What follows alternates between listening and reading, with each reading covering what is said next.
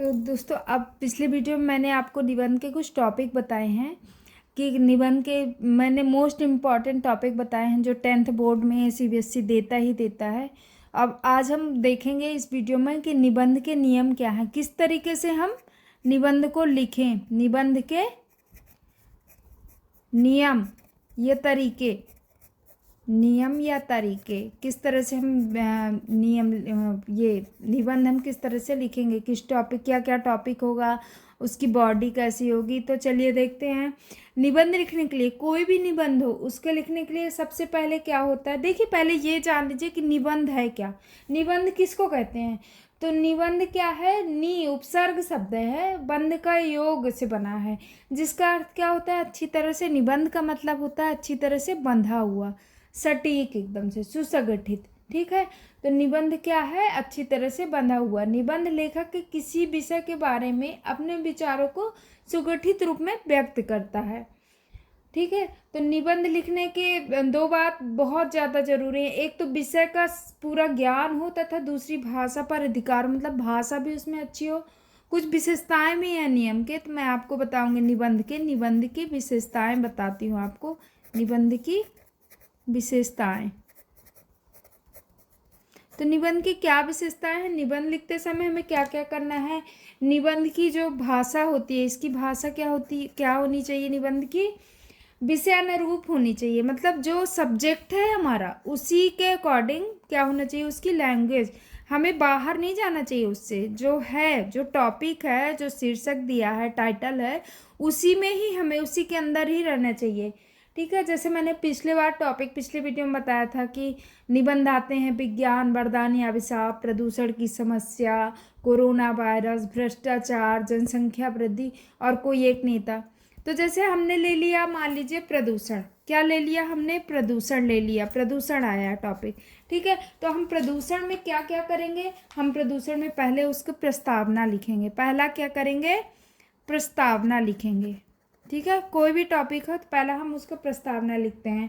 प्रस्तावना में हम उसको पूरा बताएंगे कि प्रदूषण है क्या, क्या बताएंगे, प्रदूषण है क्या। ठीक है, फिर हम दूसरा टॉपिक लेंगे, दूसरा टॉपिक हम ले लेंगे प्रदूषण के कारण। इसमें हम बताएंगे, जैसे ये प्रदूषण था हमारा, दूसरा बताएंगे हम टॉपिक प्रदूषण के कारण।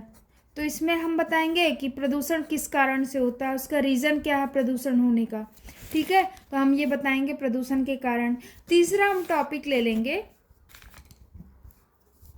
तीसरा टॉपिक हम ले लेंगे कि प्रदूषण के रूप, मतलब प्रदूषण कितने प्रकार के होते हैं, प्रदूषण के प्रकार। तो आपको पता है प्रदूषण के प्रकार, जल प्रदूषण, वायु प्रदूषण, ध्वनि प्रदूषण। तो हम ये पूरे प्रदूषण उसके टॉपिक लिख के और उसका थोड़ा थोड़ा डिटेल दे देंगे। समझ में आ गया। तो और चौथा हम कर देंगे क्या, प्रदूषण की रोकथाम। चौथा हम बता देंगे प्रदूषण के क्या उपाय हैं, प्रदूषण के रोकथाम बताएंगे। ठीक है, फोर्थ पॉइंट कर देंगे। तो इसमें हम प्रदूषण रोकने का, कि प्रदूषण जो हो रहा है उसको रोकने के हम उपाय बताएंगे। ठीक है ना। फिर हम फिफ्थ पॉइंट क्या कर लेंगे, उपसंहार जिसको बोलते हैं, उपसंहार या निष्कर्ष जिसको बोलते हैं। तो ठीक है, पांचवा पॉइंट है हम इसमें बताएंगे कि प्रदूषण के रोकथाम तो बता दिए, और प्रदूषण का निष्कर्ष क्या निकला, ये सब इसका लास्ट में उपसंहार बताएंगे कि प्रदूषण से क्या है, इसके रोकथाम के बाद क्या होगा, पूरा ऑल ओवर हम इसमें पूरा निष्कर्ष निकालेंगे। ठीक है, तो समझ में आ गया। और भी कुछ नियम है निबंध लिखने के, तो चलिए मैं बताती हूँ। निबंध से संबंधित तथ्यों की चर्चा की जानी चाहिए, जो भी है टॉपिक उससे चर्चा होनी चाहिए, मतलब वही आना चाहिए आपको, इससे बाहर नहीं जाओगे आप पॉइंट से। विचारों में क्रमबद्धता एवं तारतम्यता होना चाहिए, विचार जो भी हैं, जो भी हम लिखते हैं उसमें एक सीक्वेंस होना चाहिए। ऐसा नहीं कि आप कहीं पे जा रहे हो, कहीं पे कारण बता दिए फिर बीच में आ गए निष्कर्ष बता दिए, जी नहीं, एक सीक्वेंस होना चाहिए। और जो वर्तनी होती हैं, उसके जो ग्रामर, व्याकरण होता है, वो उसमें पूरी तरह से वो शुद्ध होना चाहिए, अशुद्धियाँ नहीं होना चाहिए। निबंध के अंतिम अनुच्छेद या उपसंहार के अंतर्गत पूर्ण निबंध का जो सारांश है वो बताना चाहिए। मैंने आपको बताया निष्कर्ष क्या, पूरा इसका सारांश बताना चाहिए। निर्धारित शब्द सीमा का ध्यान रखते हुए निबंध लिखा जाना चाहिए। अब निबंध एक सॉलिड वर्ड में होना चाहिए, ना बहुत बड़ा ना बहुत छोटा।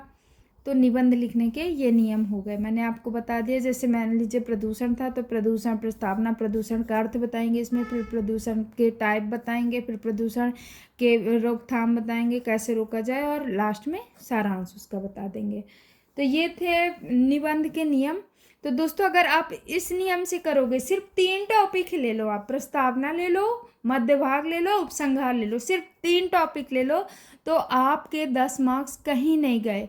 देखिए मैंने आपको टाइटल बता दिया है, आप मेरी पिछली वीडियो देखेंगे तो उसमें आपको टाइटल बता दिया हूँ।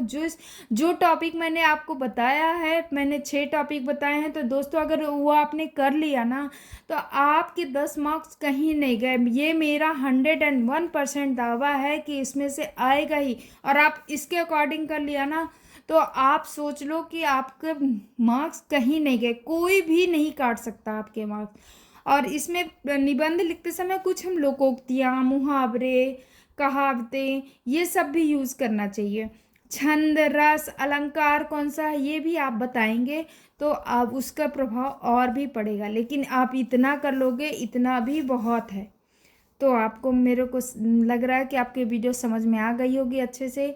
जहाँ भी नहीं समझ में आया हो आप मुझे कमेंट्स करें, मेरे चैनल को सब्सक्राइब करें, लाइक करें। तब तक के लिए धन्यवाद।